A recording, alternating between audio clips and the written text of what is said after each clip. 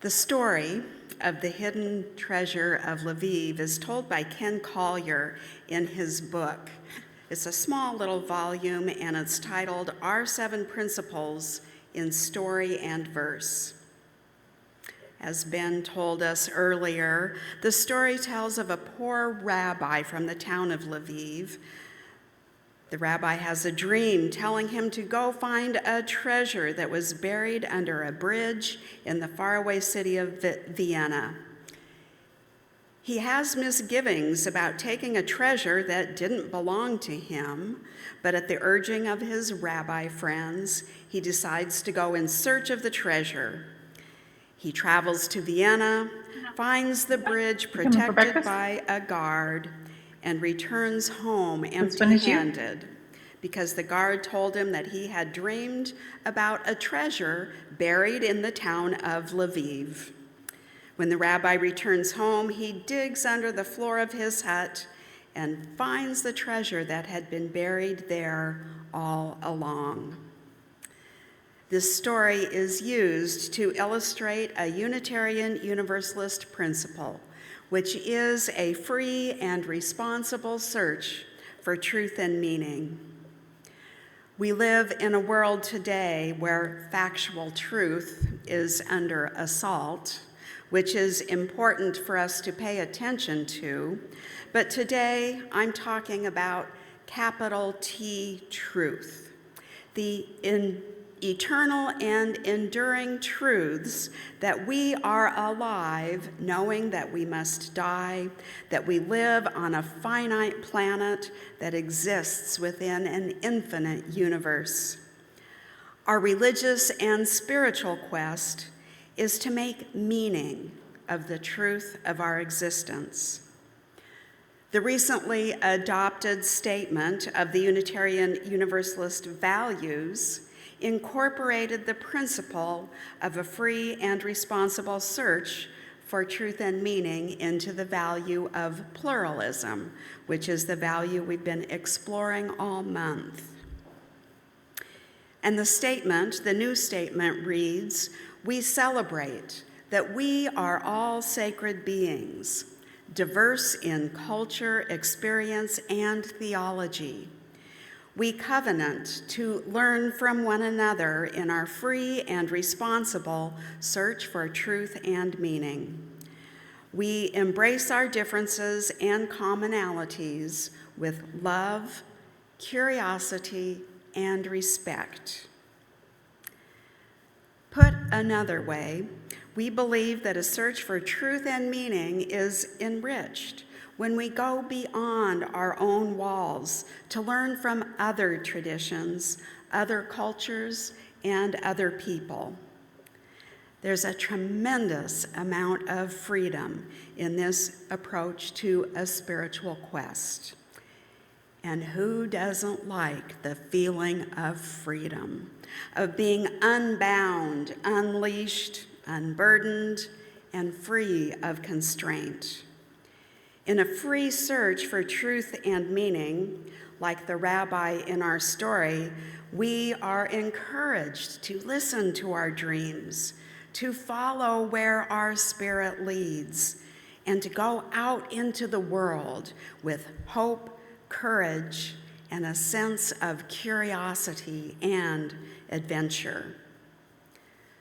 The free part of our search means that we are not bound by creed or dogma, not bound by a prescribed statement of belief, not bound by truth claims laid down by an authority.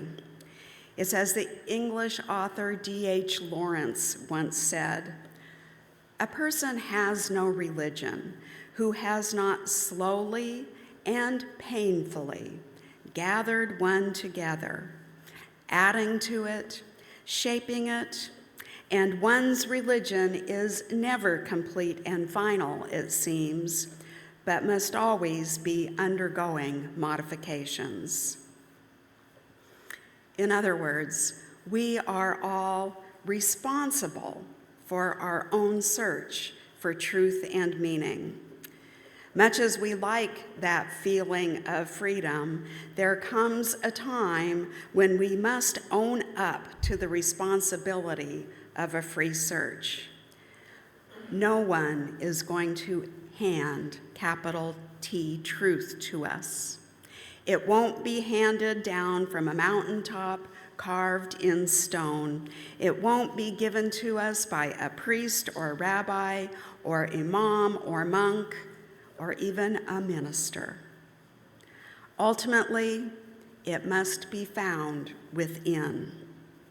Though the journey may be outward, searching the treasures that are found in sacred texts and the teachings of the saints and sages throughout the ages, ultimately, truth, capital T truth, must be found within the depths of one's own being, mined from the storehouse of personal experience.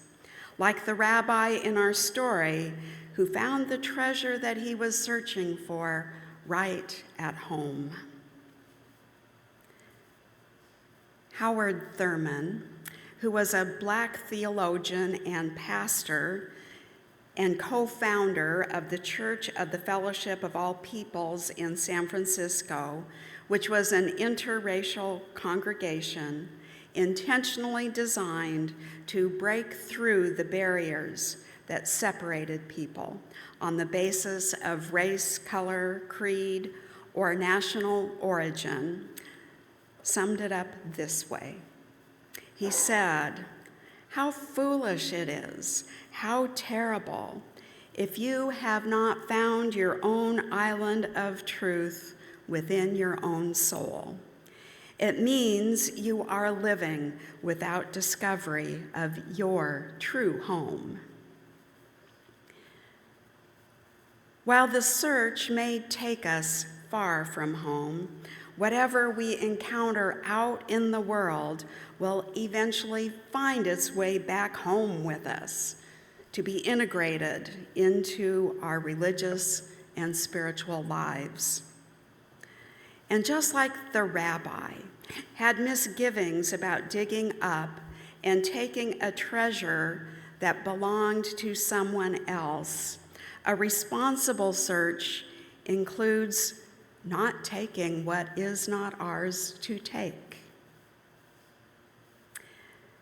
It's one thing to be inspired or enlightened by another culture or another faith tradition, and it's quite another thing to misappropriate its rituals and practices without direct engagement with the communities from which they come.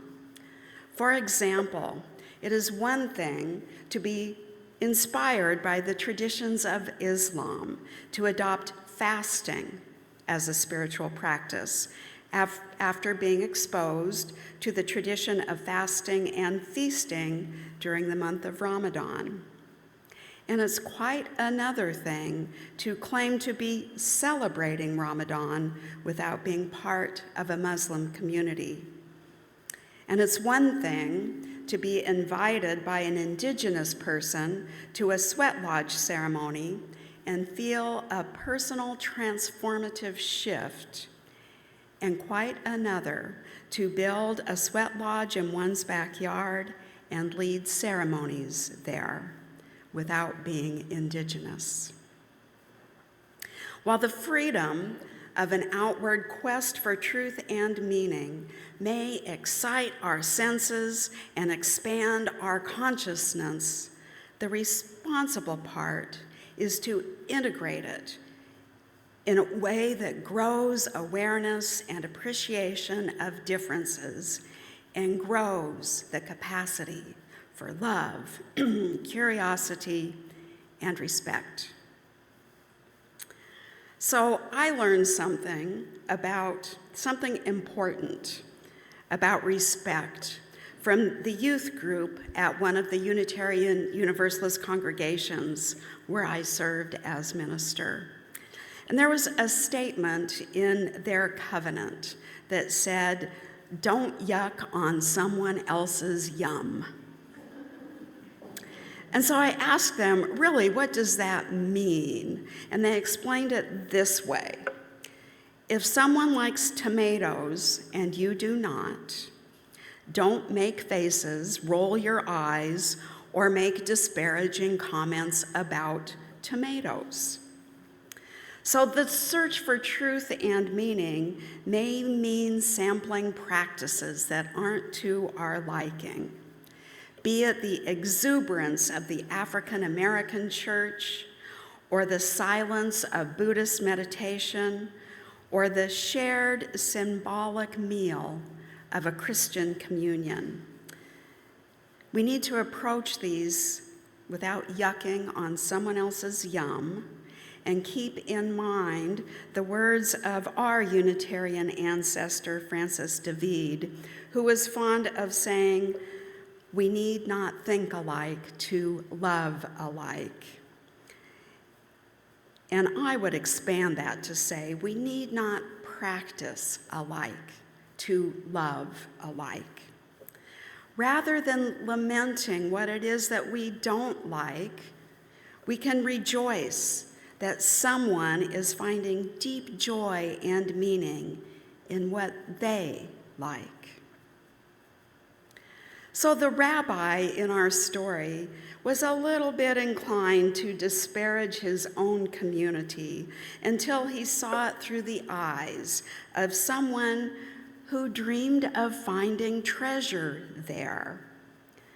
While ultimately, each of us is responsible for our own search, it is important to remember that we do not search on our own. When I hear it said that Unitarian Universalists are free to believe whatever they want, I cringe a little bit inside. While we are free to discern capital T truth for ourselves, we always do so as part of a community. As Dan McCannon, who serves as the Ralph Waldo Emerson Unitarian Universalist Senior Lecturer at Harvard Divinity School, says, we are free to believe what our conscience compels us to believe, which in my mind may be the ultimate freedom and the ultimate responsibility to find and listen to our own conscience and then to use it responsibly. And the thing about conscience is it's never purely individual, but it's developed in community, because conscience is socially constructed. The freedom to dissent or disagree with the collective is part of our Unitarian Universalist tradition. We come from a long line of heretics who chose to dissent from the religious orthodoxy of their time. And while we cherish the freedom to explore and disagree and choose a path of one's own making, without the balance of the responsibility to stay connected to the larger whole, to lean into the inevitable conflicts that are a part of life and living together. Without all of that, we would not be who we are today. We would not be the people whose embrace of pluralism extends beyond the diversity of belief in the Christianity from which we sprang. We would not be the people of today with a wide embrace of the religious pluralism that exists in our world, not just in our congregations. We would not be the people who openly embrace change within our own tradition. We would not be the people who continually advocate for acceptance of difference in our larger culture, especially the differences that push people to the margins. We would not be the people who expand our borders to welcome people from around the world, welcoming their wide diversity of culture and belief, while also recognizing their common humanity. That we are all on a quest for truth and meaning. We would not be the people we are today, open to seeing the treasure within our own tradition and open to change within our own tradition. Wherever all of our searching may lead, may we always return home to the living tradition of Unitarian Universalism.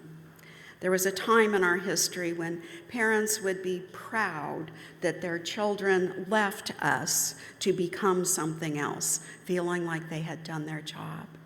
I think that our tradition is worth returning to again and again and again, and making a place that our children want to return to again and again. May our ongoing quest for truth and meaning be as free as it is responsible, and as responsible as it is free. May it be so as we make it so. Amen, and blessed be.